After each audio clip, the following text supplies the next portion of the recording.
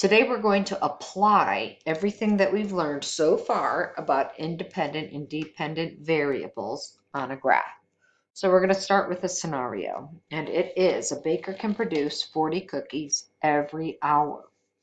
Let C equal cookies and H equals hours. So we've been using with X and Y as our independent and dependent variable, but sometimes they're going to ask you to use different variables. And you may have remembered that from when you did your Alex homework the other day. They wanted you to do C and H and just different letters. So you can still use the same concept, but with different letters. So first off, we want to determine what is our independent and dependent variable.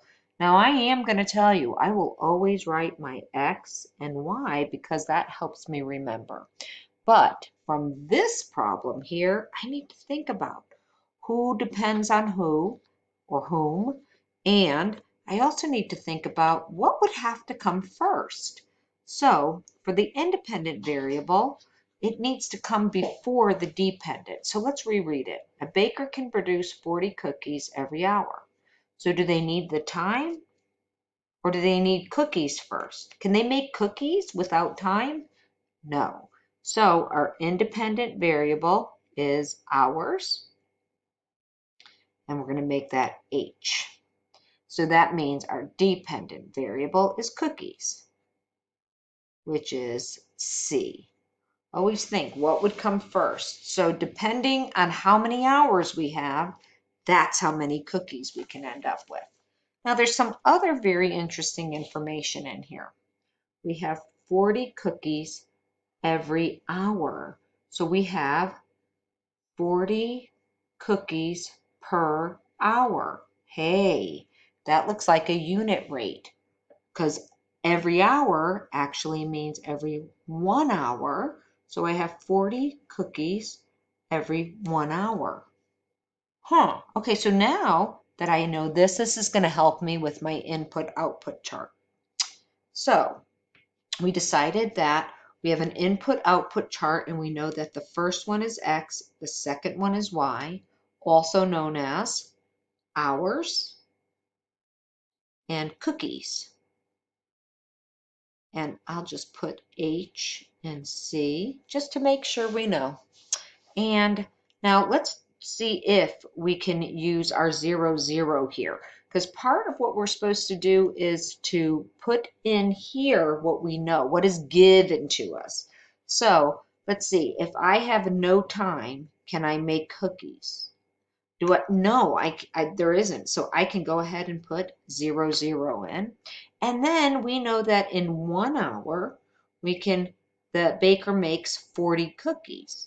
So let's go ahead. We know that this is constant.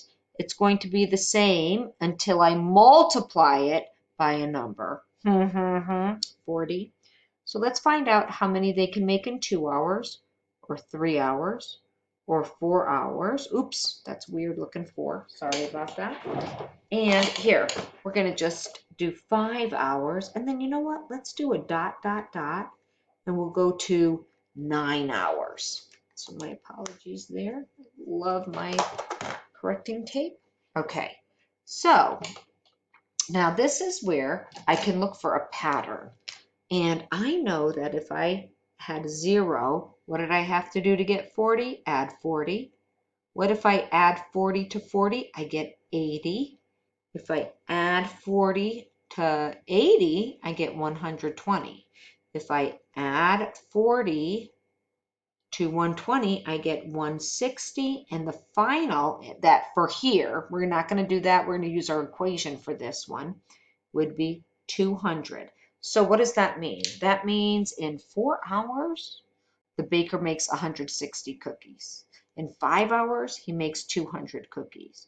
We haven't written down 9 hours, but we will use our equation. We could continue on with our chart, but how nice is it to be able to use an equation? So what do we do when we're using the equation? Well, an equation is when we are looking for a relationship between X and Y, or in this case, hours and cookies. Now let's look up here.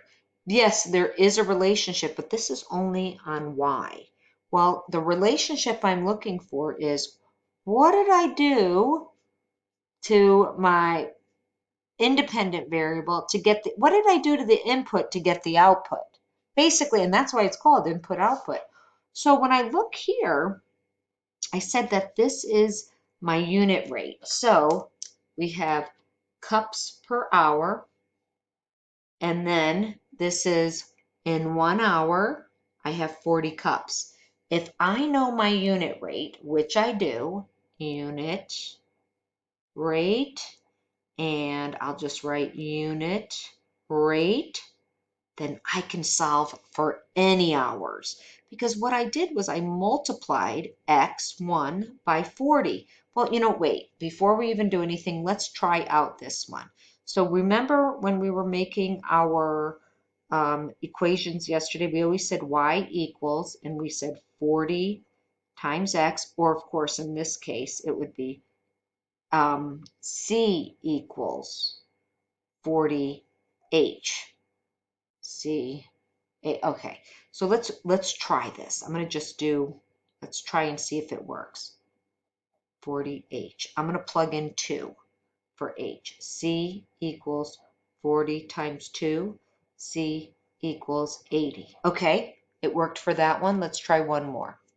Let's try 4. C equals 40 times 4. C equals 4 times 4 is 16. Put that 0 in. It worked, 160. So can we find this solution? Well, I'm going to go ahead and give it a shot. So I'm going to use this one because that's what they asked in our problem to use. So I'll rewrite it. C equals 40 times 9. I plug in 9. 9 times 4 is 36, and I just put in my 0.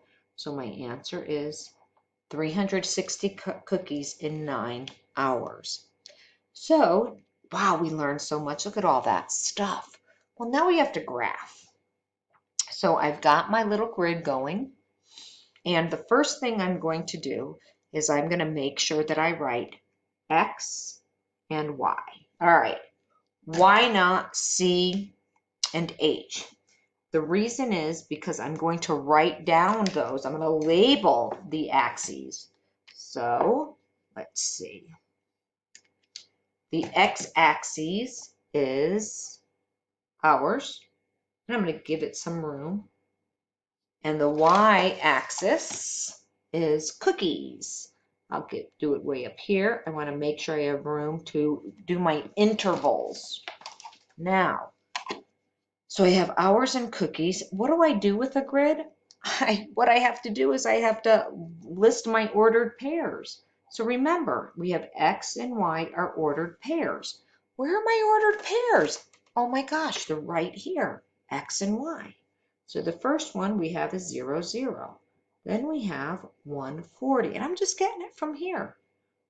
2 and 80, 3 and 120, make sure there's a comma, 4 and 160, 5 and 200. All right, so those are a great set of numbers that I can graph. But let's make sure our intervals are correct. So this is X. Where's X? These are all X. Oh, 0, 0. 0, 0 is the origin. It's always going to be at that point. So I'm going to eyeball it and hope that they're all about the same distance. 1, 2, 3, 4, 5. And then I'm going to do the Y. 0, 0's there, so my first tick mark is going to be 40. 80, 120, 160, and 200. All right, and here we go. Now I can graph my points. I already did 0, 0. So let's go ahead and do 140. So I go over 1 because x is first, 1, and go up 40. Then I go over 2 and up 80. Over 3, up 120. Over 4, up to 160. Over 5 and up to 200. They meet. Now I could do 9, but it's going to be over here and way up here. And you know what? They will all be in a straight line, hence the name a linear equation. So let me go ahead and I'm going to connect my dots to see the line. Now, because I do not have perfect distance in graph paper that I'm using, it's pretty accurate, but not completely. So that means my line, I have a linear equation, and my line goes through the origin.